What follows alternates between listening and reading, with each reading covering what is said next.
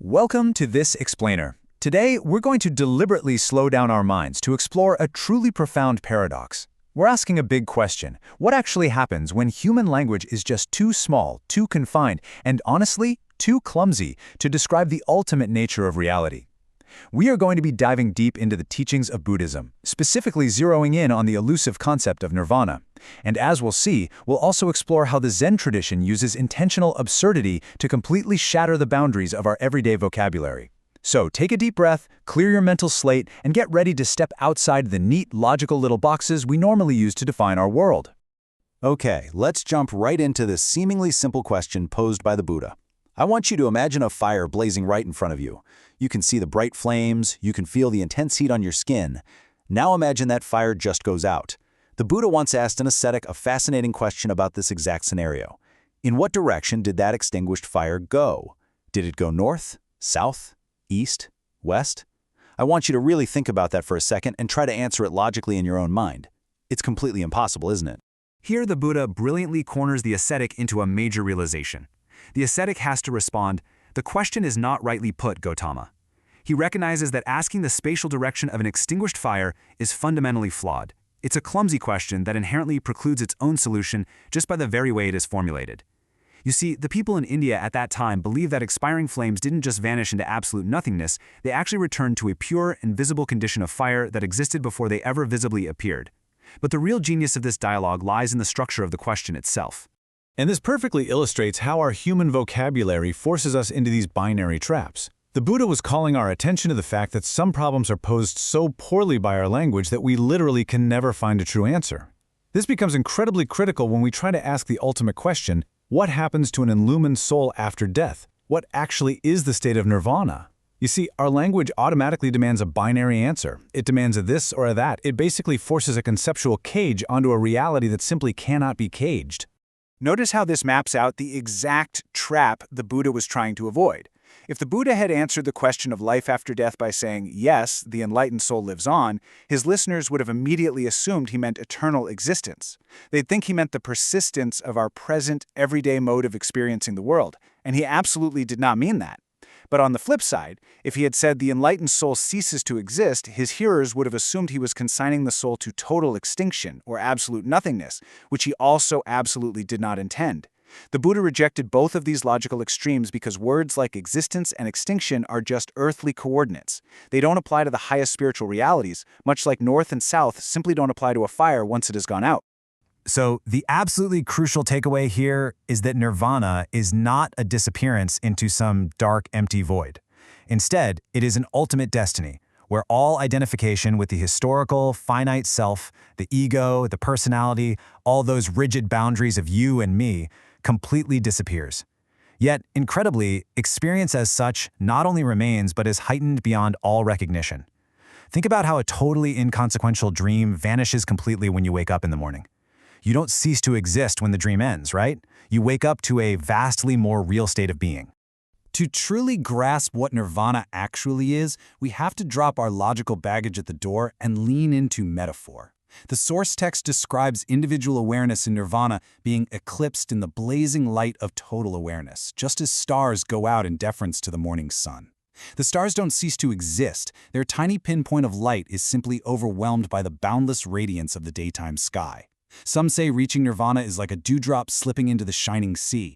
But honestly, perhaps a more accurate, more beautiful way to think of it is the dewdrop opening up to receive the sea itself. It's a state of boundless, infinite expansion.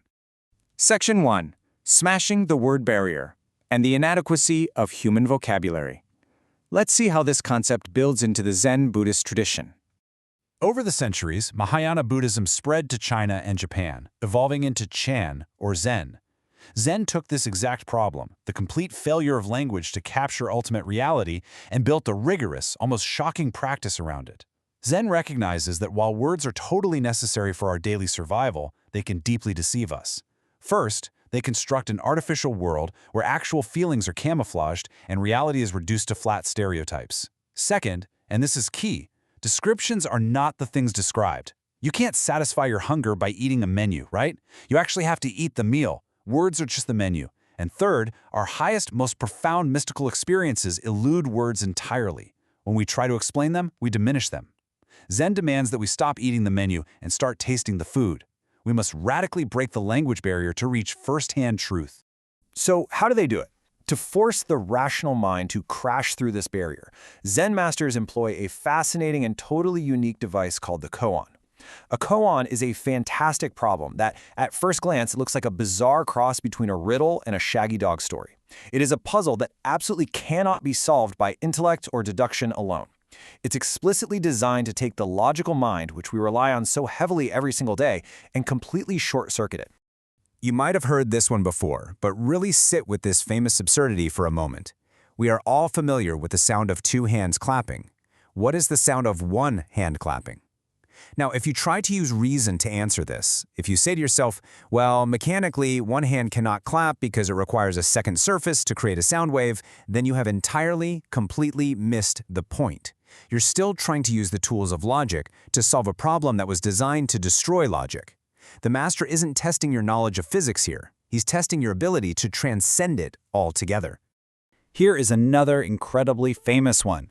A goose is trapped in a bottle. It grows too large to get out. You cannot break the bottle, nor do you wish to harm the goose. How do you get it out? Zen intentionally compels our reason to conjoin completely incompatible things. It takes the mind and forces it into a state of deep, frantic agitation. The student is ordered to focus the full force of their mind upon this puzzle. The student's mind just hurls itself against its logical cage with the absolute desperation of a cornered rat, trying to find a rational way out where none actually exists. The resolution to the goose koan is pretty stunning. When an officer asked this very question to a famous master, the master was silent for a few moments. Then he suddenly shouted, "Officer!" The startled officer replied, "Yes?" And the master just smiled and said, "It's out." This sudden, seemingly nonsensical resolution isn't meant to politely answer the question. It is specifically designed to exasperate the mundane mind until it simply gives up trying to find a verbal solution. The goose isn't a physical bird. The bottle isn't physical glass. They are the traps of your own intellectualizing. By shouting, the master shocks the student into the present moment, instantly freeing the mind from the imaginary problem it created. Just like that, the goose is out. Okay, let's unpack the mechanics of what we just witnessed in that story. First, reason wrestles endlessly with the absurdity of the koan. Second, by exasperating the intellect with these paradoxes, the rational mind reaches an utter impasse and completely exhausts itself. It finally realizes that thinking is never more than just thinking about a thing, rather than truly experiencing the thing itself. And third, by bringing the intellect to an absolute standstill, Zen prepares the fertile ground for a sudden flash of nonverbal insight to bridge the gap between secondhand knowledge and firsthand experience. When the alarm clock of the koan finally shatters rationality, the student achieves what Zen calls satori. Satori is an intuitive, mystical experience. And it doesn't arrive gradually over time. It comes in a flash, exploding deep within the subject, throwing literally everything into a completely new perspective. It brings a profound joy, a sense of boundless at-one-ment, and a realization of the universe that ordinary language simply can't touch. One practitioner actually described it as losing the boundary of their physical body and realizing they weren't just created by the cosmos, but that they literally were the cosmos. But what is profoundly beautiful about Zen is that satori is not an escape. It's not a permanent retreat from the world into some foggy, distant, mystical trance. Instead, it is an awakening that mandates a return to the unfettered freedom of the open fields of everyday life. The Zen masters vehemently criticize those who try to just hide away in their enlightenment. Once you achieve this state, you return to washing your bowls, drawing water, carrying firewood, and going about your normal daily chores. But now, you experience these perfectly ordinary actions with a blazing, completely transformed awareness. You see the infinite within the absolutely finite. In this state, the boundaries between the self and the other, between the finite and the infinite, completely dissolve. You realize that the one is none other than the all, and the all is none other than the one. So, to wrap up our explainer today, I want to leave you with this final thought to contemplate in your own silence, free from the cages of our vocabulary. If the highest truth of reality cannot be spoken, and if the direction of an extinguished fire cannot be answered, what is the sound of your own mind when it finally stops trying to explain the universe and simply allows it to be?